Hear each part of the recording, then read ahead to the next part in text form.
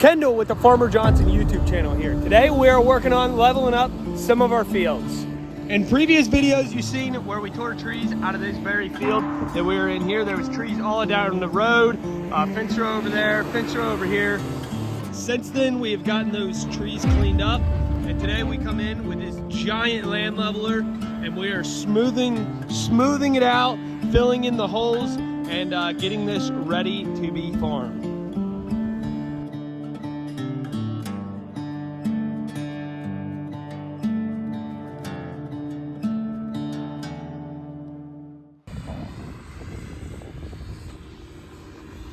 Right down through here where Dad is running, there was a giant fence row that went through here. So there was a lot of stump holes and stuff like that. The dozers leveled it out, the track loaders and track hoes leveled it out, but they can only do so good. This land leveler leaves it really level.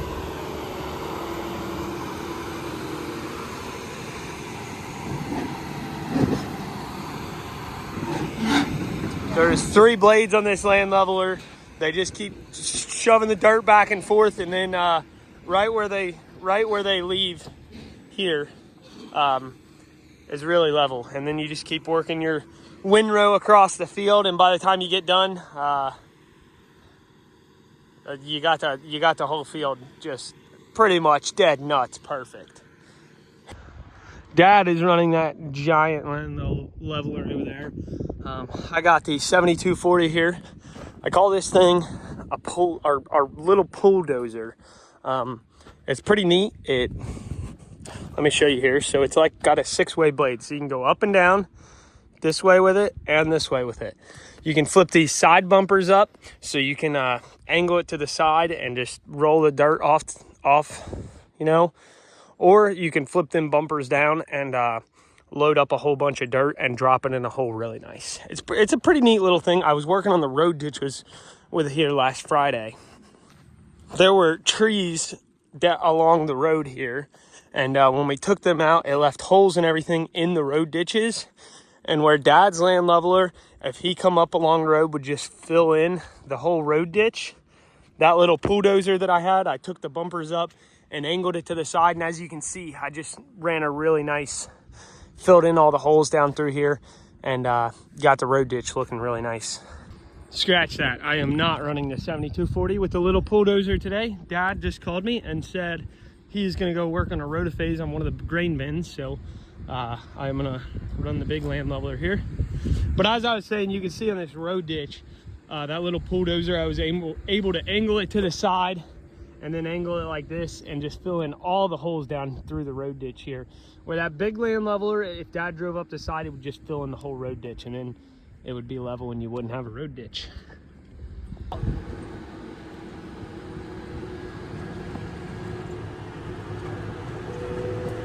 This thing does have rear steer on it. There's a set of cables attached to the front wheels here.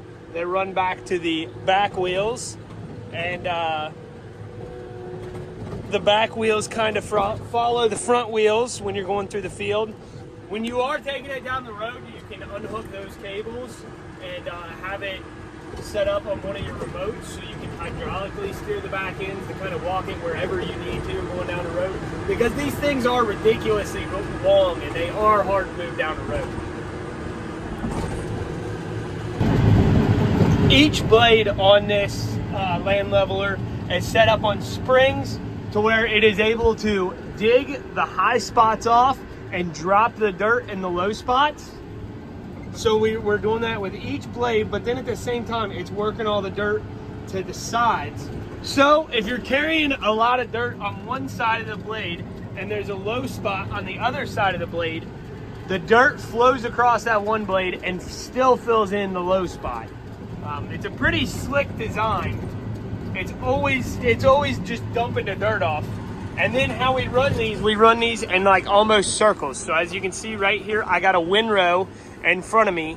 And what I'm doing is I'm just carrying this windrow of dirt across the field with me. So essentially, by the time you do the entire field one time, you've gone across everything twice.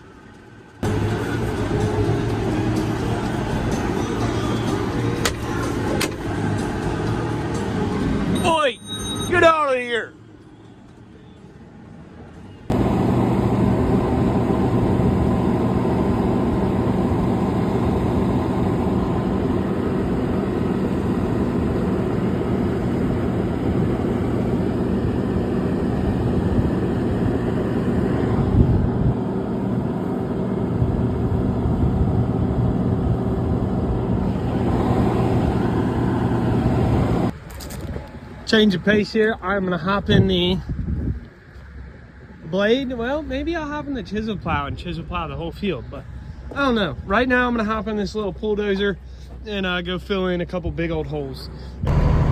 Windows are super dirty, but all of the soybeans you can see, that is our soybeans. But we did leave one tree right here. I cut it off with my chainsaw. That's kind of the boundary post, just so you know where the property line goes. We don't want to be farming over the old survey stake or anything like that. And the big land leveler could not really get around this the post the best. So I'm gonna use this little bulldozer here to pull some dirt into it. And wow, you can't see nothing behind me. You can't see, wow. There is something back there. I do know it's back there, but doggone. Get this little thing loaded up with some dirt, and we just keep going around in circles here, dumping it in the hole, and then that'll be good enough. It won't hold water. I think I'm done with this thing for right now. I got the big holes filled in for what I could. The spots it's really hard for him to get, and I think the road ditches are pretty decent. So I think what I'm gonna do right now, I think I'm just gonna hop in the 9280 over here with the chisel plow, and I'm gonna chisel plow up, not where the fence rows were, but the rest of the field, and try to get a little bit of loose dirt worked up so it's easier for him to land level it. He'll have a lot more loose dirt to work with. I'll show you our chisel plow here. We are not hugely in the chisel plow world, that is for sure, and I'm pretty sure this chisel plow was retrofitted up back in the day to knife on and hydrous. Kind of different, but yeah, we don't chisel plow like anything at all anymore. So this right here is going to be a first for me. I have never seen this chisel plow right here get ran. We usually have a little tiny like 7-8 footer, something like that. Maybe it's a 10 footer that we put in like a 1086 or something like that, and we'll chisel plow with for fence rows. It was just, we had this one sitting in the barn, and this was such a big tree line job that we figured we better bring the big guns out. I don't know, we'll see how it does here.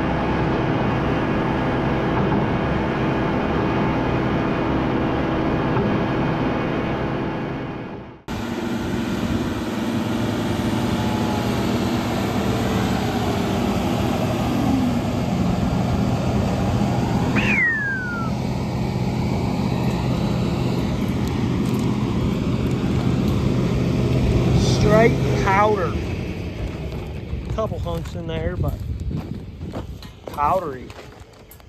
Boy, that looks good out there.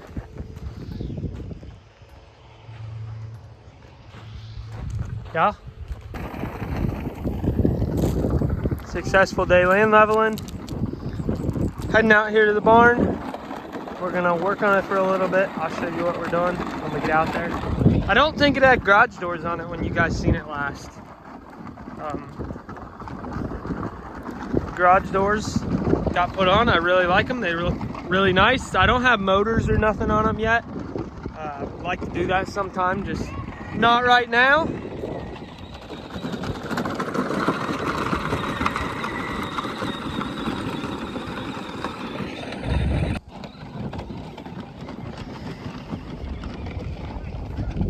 I don't know if you could see the cubelos in the last video either, but I got little tractors on top of them. And the garage doors are on, so that's nice.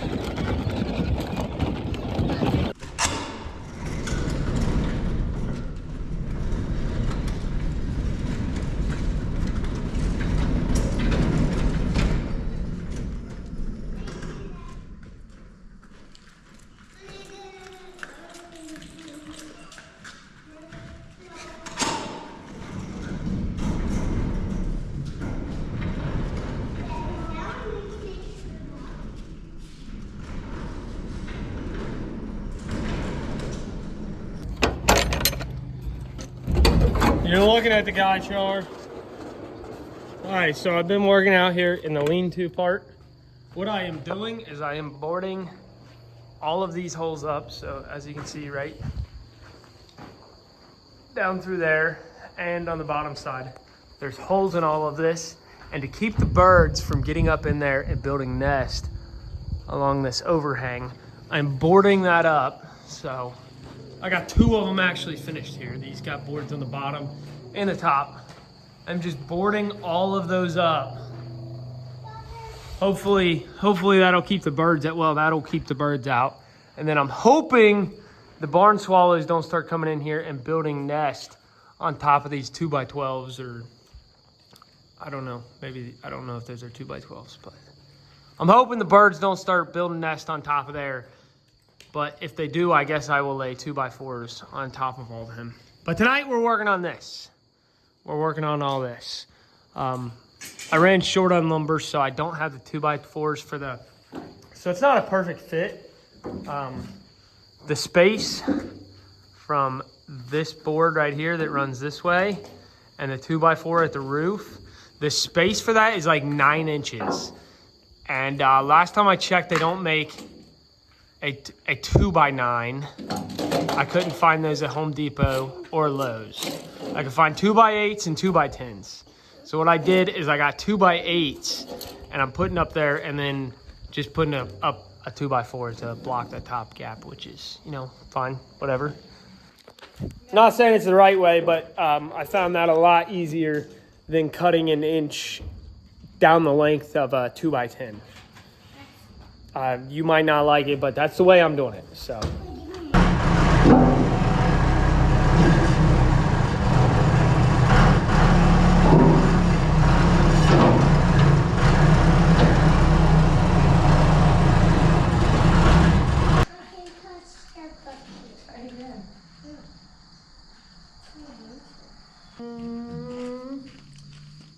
It's 2/16.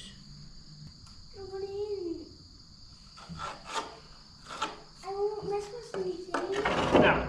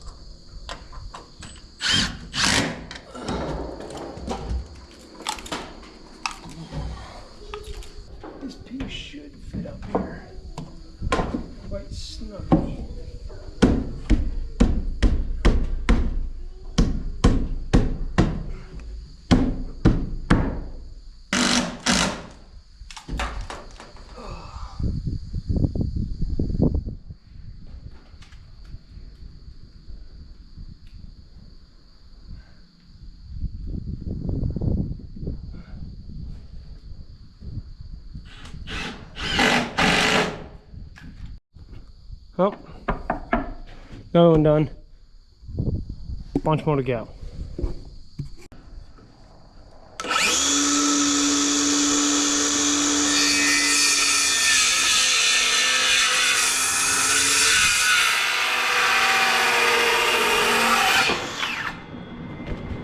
Okay, that one's a 44 and 5/16. This one's gonna be the 46 and a half.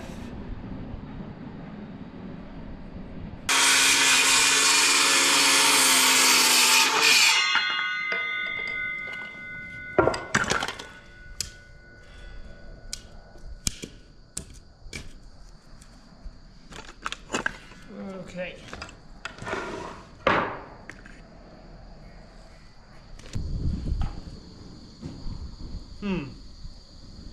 I guess I only need these realistically on one side on a lot of these, because I can come in from here. Not a carpenter.